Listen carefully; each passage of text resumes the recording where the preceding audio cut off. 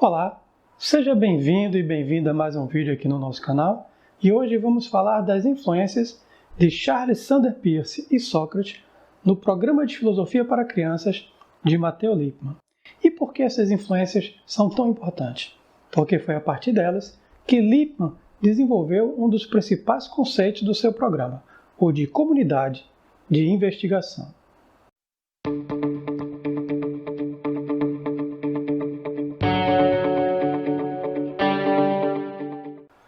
Olá pessoal, tudo bem? Vamos dar continuidade no vídeo de hoje ao estudo sobre o Programa de Filosofia para Crianças de Matteo Lippmann. Nós já temos um vídeo aqui no nosso canal sobre este estudo e por isso vamos direto ao que nos interessa no estudo de hoje, que é abordar as influências de Peirce e Sócrates. Existem ainda outras influências de outros teóricos, mas que não serão tratadas aqui.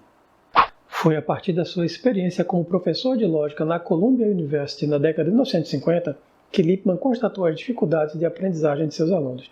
Dificuldades tanto para raciocinar, como também dificuldades para ler, interpretar, inferir, construir sentenças e até fazer julgamentos. É a partir dessa experiência que Lippmann vai posteriormente propor um programa de ensino de filosofia que vai se basear no que ele chamou de paradigma reflexivo da prática educativa crítica. Esse paradigma reflexivo se baseia na participação dos alunos naquilo que Lippmann chamou de comunidade de investigação, que é um conceito que ele vai utilizar a partir do pragmatismo de Charles Sanders Peirce. A ideia de comunidade de investigação é tão importante que Carlos Manuel Diniz, autor de uma dissertação de mestrado sobre o Programa de Filosofia para Crianças, chega a afirmar que ela é o núcleo deste programa. E Marinês Oliveira Dias, outra autora também de uma dissertação de mestrado, onde ela propõe uma análise crítica sobre o papel do professor ou dos professores que trabalham com o Programa de Filosofia para Crianças, ela chega a dizer que, de acordo com esta visão, as salas de aula tradicionais devem deixar de ser o que são para se transformar em comunidades de investigação. Se você quiser ter essas referências que nós estamos citando aqui e que nós utilizamos para elaborar o roteiro deste nosso estudo, acesse aqui na descrição do vídeo o link onde você vai encontrar o nosso texto sobre Lippmann. O paradigma reflexivo considera a educação como investigação e é aqui que nós observamos a influência de Peirce.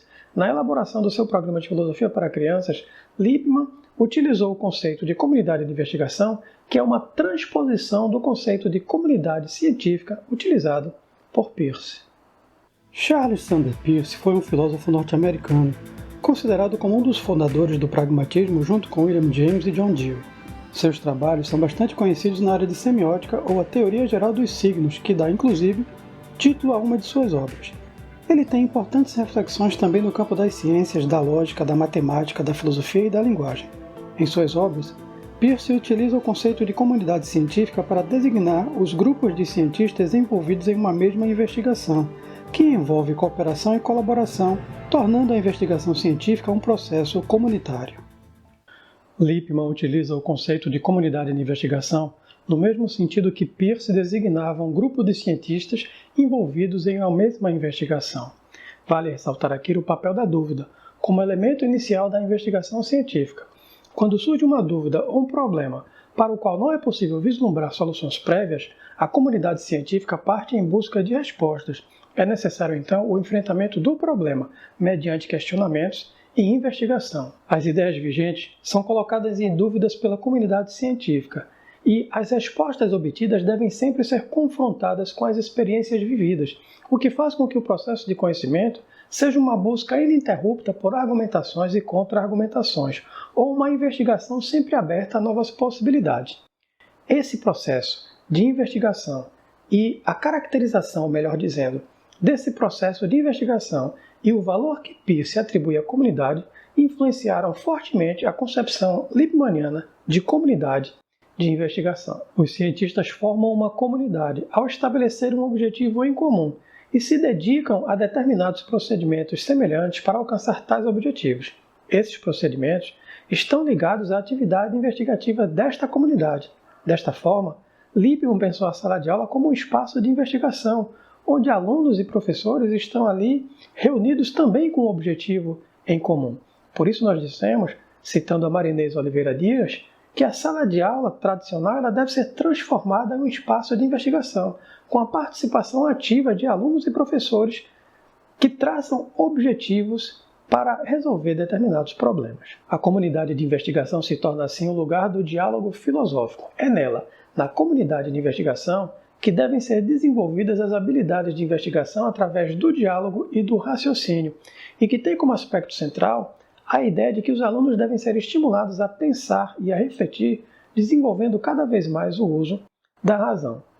Podemos pensar assim que, ao propor a educação como investigação, Lippmann ele recria o compromisso socrático da filosofia, ao propor nas aulas a pergunta, o exame e a reflexão para a solução de determinadas questões. Tal como Sócrates perambulava pelas ruas de Atenas interrogando seus concidadãos sobre temas como a virtude, o dever, o bem e a piedade, o educador deve conduzir os seus educandos. Lippmann parte da maiêutica socrática, que estimula o pensar do seu interlocutor para que ele próprio possa dar à luz as suas ideias. Maiêutica significa parteira em grego. Assim, a criança deve ser estimulada a expor suas ideias e instigada a pensar. Assim como era com Sócrates, Lippmann tenta demonstrar com seu método que o diálogo deve ser encorajado para a construção de hipóteses, tirando conclusões válidas e assim por diante. Mas vejamos como o próprio Lippmann destaca as influências de Sócrates e, consequentemente, de Platão em seu programa. Certamente, eu digo cautelosamente, eu utilizei os trabalhos iniciais de Platão como modelo. Algumas vezes eu tentei parafrasear partes, o modo como Mickey, em Suc, parafraseia o último grande discurso de Trasímaco na República. Ou algumas vezes eu tentei entrelaçar a construção de habilidades e a formação de conceitos do modo como Sócrates faz, digamos, no Eutífron.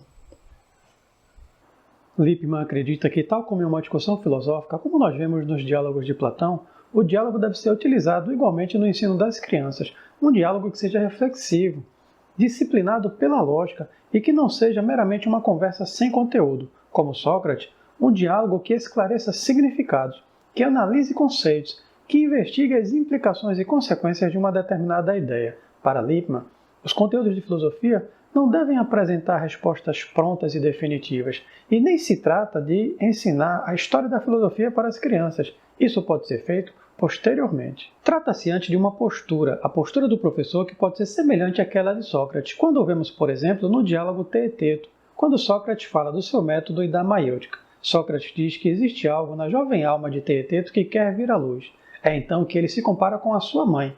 Ele praticava uma arte semelhante, mas ao invés de dar à luz a corpos, como fazia sua mãe, que era parteira, ele ajudava a dar à luz as ideias que existiam na alma, pois, segundo Sócrates, é na alma que reside todo o nosso saber. É assim que nós vemos Sócrates nos diálogos de Platão. Ele instigava a busca pela essência das coisas. Geralmente eram questionamentos sobre valores, práticas e comportamentos na polis grega ou que a polis entendia como verdadeiros, mas nunca dava uma resposta definitiva.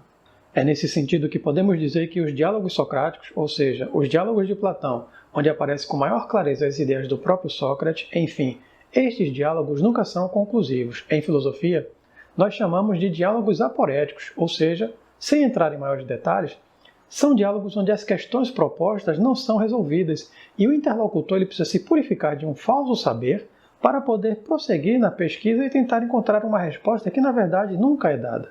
É como se Sócrates, propositalmente, deixasse a resposta para uma determinada questão sempre no ar, digamos assim, porque, em última análise, quem tem que encontrar essa resposta é o próprio interlocutor. É ele que precisa dar à luz as suas próprias ideias. Na comunidade de investigação, o professor deve ser como Sócrates, possibilitar o desenvolvimento da criticidade de seus alunos, esforçando-se por levar os educandos ao aprofundamento de questões que devem se tornar cada vez mais rigorosas, de acordo, naturalmente, com o nível intelectual de cada um. O professor deve estimular a pensar e nunca dar uma resposta pronta. Ele deve formular questões que exijam a reflexão e ele não deve intervir na discussão para dar a resposta, mas apenas para possibilitar o desenvolvimento de perguntas mais profundas. Se você ainda não assistiu o nosso vídeo introdutório sobre o programa de filosofia para crianças, é possível que você esteja ainda com alguma dúvida relacionada à metodologia deste programa e, por isso, é interessante dizer algumas breves palavras sobre as chamadas novelas filosóficas, pois é a partir delas que todo esse processo de diálogo, discussão e exame deve ser realizado. Quando Lippmann diz que a sala de aula deve ser um espaço de investigação, isso não se dá de forma aleatória, mas deve haver todo um preparo onde essas novelas servem de material didático. Essas novelas foram escritas por Lippmann com uma linguagem destinada ao público infanto-juvenil e servem para ajudar o professor a planejar as aulas de filosofia. Temos, por exemplo, a novela A Descoberta de Aristóteles, possivelmente uma brincadeira com o nome de Aristóteles e que trata do tema da lógica. Temos a novela Pimpa, que narra a história de uma garota curiosa e desejosa de descobrir o significado das coisas e muitas outras novelas. É assim que Lippmann acredita que seja possível trabalhar com a filosofia desde a mais tenra idade, adaptando o conhecimento filosófico a esse universo infanto-juvenil.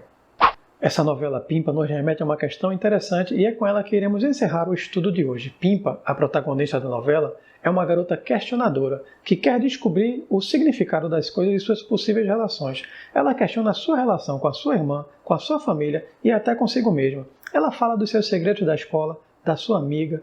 Pimpa é curiosa, atenta e procura resposta para tudo aquilo que a incomoda. Ora, e não é assim que são as nossas crianças, principalmente quando estão naquela fase dos porquês? Podemos pensar na criança como uma filósofa natural e assim não será difícil imaginar que se possa estimular o diálogo desde cedo, ao invés de limitar esse potencial investigativo das crianças e sua curiosidade natural. Através do diálogo, podemos estimular as crianças a ouvir e a falar umas com as outras e assim debater ideias filosóficas na presença de um professor. Uma espécie de diálogo investigativo onde as crianças aprendem a se posicionar, a ouvir os colegas, a questionar, a refletir sobre as respostas dadas e que deve acontecer com base no respeito mútuo. As crianças têm uma sede insaciável para fazer perguntas, e você sabe disso, não sabe? O que as leva diretamente ao mundo da filosofia. As crianças possuem uma enorme curiosidade, e é essa atitude que faz delas pequenas filósofas. Até o próximo estudo.